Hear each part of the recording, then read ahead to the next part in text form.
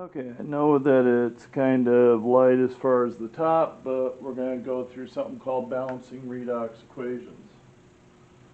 I am going to show about 3 or 4. It is kind of an involved process.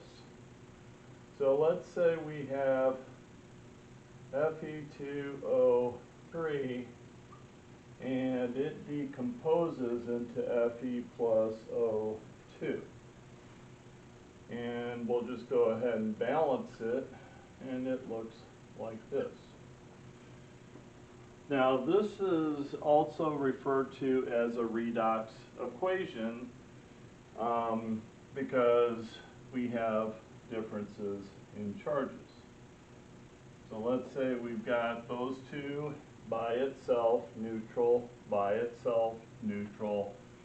We have a charge of a positive 3 and a negative 2, and for people who are very familiar with it, the Fe generally does not have positive 3 charges, but we're going to use it in this case.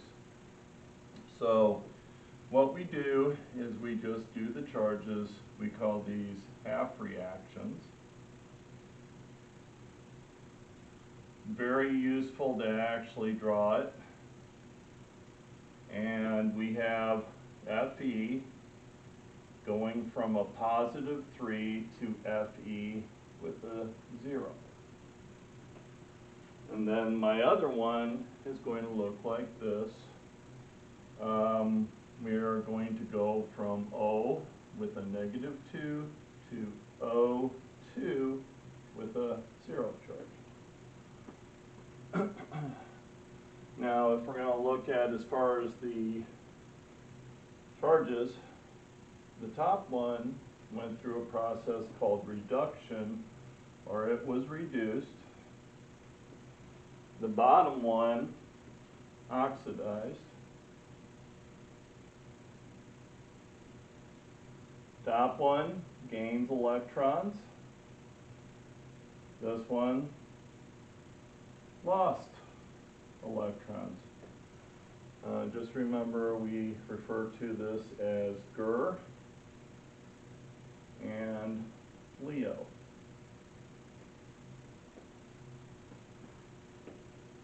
Now, if you're going to take a look at the numbers, if it loses electrons, it's going to feel kind of like running down the road and you lose your muffler. Same thing. Your muffler's lost over here. Falls behind your car. So you're going to look at your differences in your charges. You're going to notice that it had to lose 2 electrons. This one, I'm going from 3 to 0. That means I have to add 3 negatives. So that's what it's going to look like as far as that.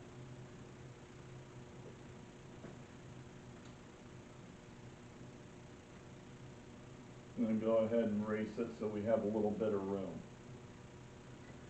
Okay, so these are my 2 half reactions. And now the next thing I need to do is balance the electrons. It is electron transfer. We have to make both sides the same way. Well, the first thing we need to do is we have our odd and evens. Let's go ahead and make this one an even. Multiplying by 2. That means we also have to multiply these by 2. In algebra, if we do it to one, we got to do the same thing to the other ones. Now on this one, I'm going to have 6 electrons here. I multiplied that by 3, and we're going to end up with this.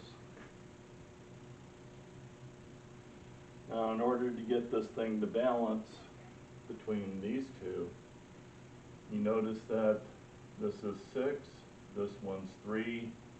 I'm going to have to change that to a 6 to match up on my oxygen. So I got to just make sure everything is balanced.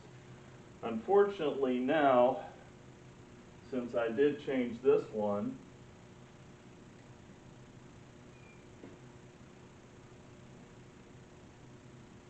I don't want to change this one, but since I'm multiplying this, I end up with 12 electrons. So basically what I'm doing is I'm just working the numbers and making sure that everything matches up. So now I've got my 12 negative charges here. Now I got to change this one out because it had 6. Now I have to change this to 12. So now I have to multiply this by 4 or by 2 and this one by 2, which equals 4. So again, it's process, process. Now you can see the whole thing is balanced. If we write out our entire redox equation, it's going to look like this. So we got 6 negative O's plus 4 Fe's with a positive 3 charge. And I got 4 Fe's with a 0 charge plus 3 O2's with a 0 charge. So this one would actually be referred to as my complete balanced redox equation. If you look at your charges, I got a negative 12 plus a positive 12, which is a 0 charge, and then we got a 0 charge over here. So let's go ahead. That is my full balanced redox equation. It's a little bit difficult, or more difficult than the normal one, but basically I follow the same procedures, but sometimes I don't have to go through all those steps. So we're going to go ahead and make sure this whole thing is taken care of. Looks nice and clean. And we're going to go to the next one.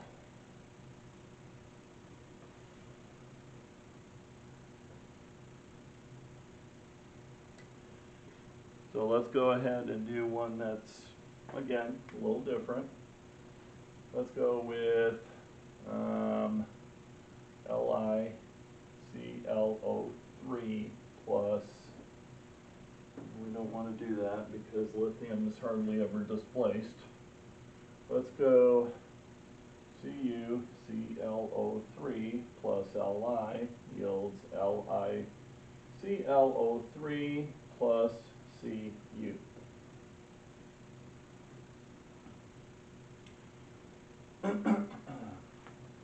Okay, this one also classifies as a redox equation because when I put my 0 charges here by itself, then I have to go through and actually do the charges on all of this part. Well, we know that the Li is in the compound a positive 1 charge. This one, if I look at my polyatomic chart, it's a negative 1 charge. This one is a negative 1 charge, again, off the chart, and then plus 3. Because that's copper 3 chloride. Okay, so again, we see matching ones here. We don't have to worry about this part. I can go half reactions here.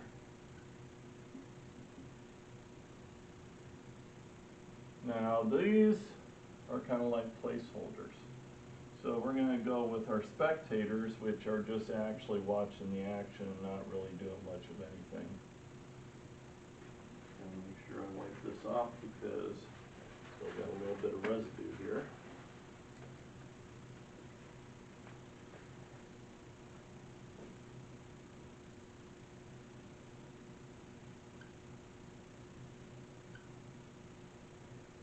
Sometimes we have more than one spectator ion, but in this case my spectator ion is going to be ClO3. Again, it's the one that's just there watching the action, kind of like in a football game. Not really involved as far as the reaction, but just there watching it. So again, I'm going to go through here and I'm going to notice that my changes in charge are going to be Cu with a plus 3 and Cu with a 0. Then my Li, or lithium, is going to go from a 0 to a positive 1. So you're going to see the reason why we have to really know the charges. again, blue region, copper 3 chlorate. This is just lithium chlorate because it's in the red region. Okay, so now we have to figure out which one reduced. This one reduced in charge, so we call that the reduced one, or reduction. Oh, by the way, oxidizing agent.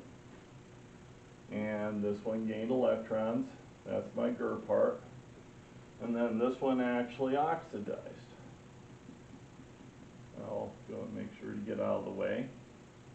So this one was the oxidizing, this one's the reducing agent, and this one is Leo. Loses electrons oxidized, gains electrons reduced. So again, driving down the road, I notice my charge reduced here, but this one lost, so I lose the one off the end, so we're going to go with that there. And then with this one here, if I'm gaining electrons, I'm going from a positive 3 to 0, so it's going to look like this. Now again, we have to make our electrons equal. They have to be the same because we want to make everything the same. I'm going to multiply this by 3. I'm going to multiply this by 3. I'm going to multiply this by 3. And this is going to cancel out. If I'm going to write out my whole redox equation, it's going to be 3Li0 plus Cu plus 3 equals 3Li plus CuO, because I'm just rewriting this. So it's going to look just like this. By the way, if you're going to do normal things as far as balancing, it looks like this. You're going to notice that these actually match up from top to bottom. Just don't plan on that happening all the time. This is my whole redox balanced equation.